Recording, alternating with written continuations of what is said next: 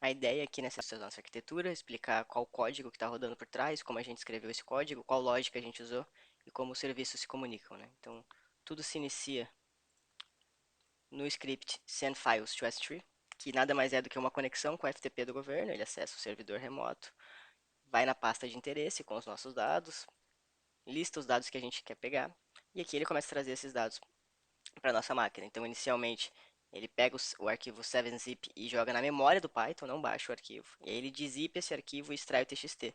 Aqui entra a nossa primeira dependência, que é pelo menos 10 GB de espaço em HD, que é o tamanho do maior arquivo dizipado.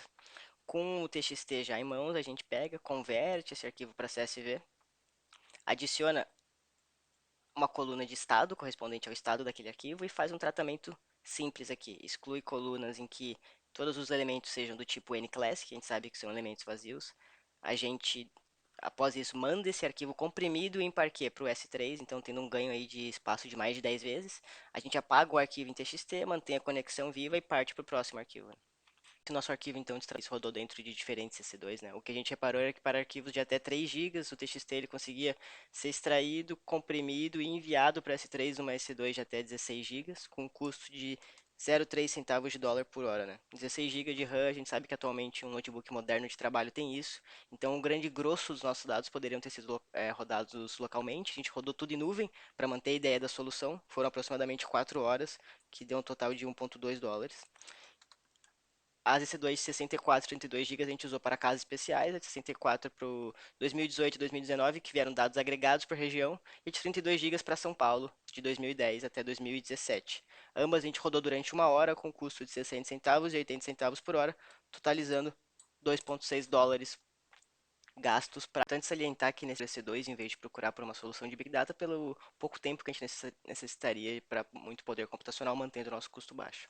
Aqui a gente tem um exemplo do nosso S3, né, é organizado por diretório, onde cada diretório contém os arquivos Parquets referentes ao mês das estatísticas trabalhistas. Vou ver agora um exemplo na captura esses dados em via para S3 roda. Aqui vemos que não temos uma pasta chamada demo ainda, a gente vai criar ela nesse script. Eu estou aqui clonado no meu GitHub, a única diferença é que eu mudei minhas credenciais aqui no arquivo e botei para ele criar a pasta demo.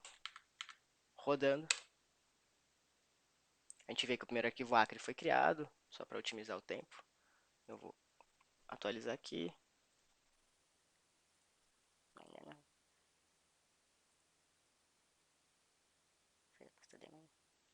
Temos a pasta demo aqui, populada por 2010, populada com Acre. Ele vai seguir o fluxo, vai popular com Alagoas agora. E assim o script vai populando por diretório com cada um dos nossos estados já tratados e salvos em Parquet. Uma vez que nós temos eles organizados por diretório correspondendo a cada um dos anos, nós vamos para a única parte manual do nosso sistema, que poderia ser feita de maneira automática também, terraformando aqui, por exemplo, mas nós criamos crawlers que vão disponibilizar os dados naqueles diretórios do S3 para queries feitas em SQL aqui no Athena. Então, a gente cria uma database A3 Data Hackathon, cada uma das nossas tables corresponde a um ano, com todos os estados já concatenados. A gente pode vir aqui e fazer queries simples, né? E a gente consegue recuperar todos os nossos dados, a gente consegue recuperar as colunas, a gente consegue também tentar entender o que está acontecendo aqui de maneira muito mais simples, que se a gente fosse puxar em Python, por exemplo, seriam gigas e gigas de arquivo estourando nossa memória RAM. Conseguir acessar o é um game changer absurdo, né? Então a gente usou todo o poder do Athena integrado com o script em Python. A gente montou as nossas queries aqui, construindo o nosso banco de dados com a ideia de serem views concatenadas. Então a gente tem uma basic query geral e depois tem outras basic queries, e aí cada uma das perguntas é uma query simples construída em cima da basic query, né? Nosso código inteiro rodou para todo o período em menos de 30 minutos. Aqui eu vou fazer um demonstrativo do query Athena rodando, então ele se conecta com a Athena, passa a query vai para a fila.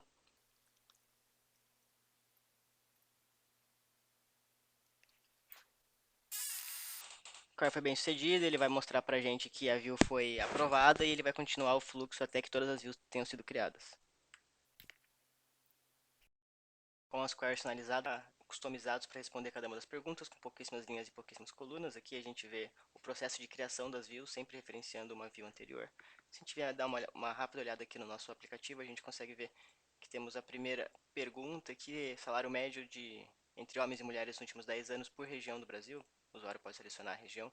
A gente também tem o salário médio por escolaridade de pessoas que trabalham no setor do agronegócio. A gente consegue ver aqui também crescimento entre diferentes setores, pessoas que trabalharam, setores que diminuíram de tamanho, interessante. Também temos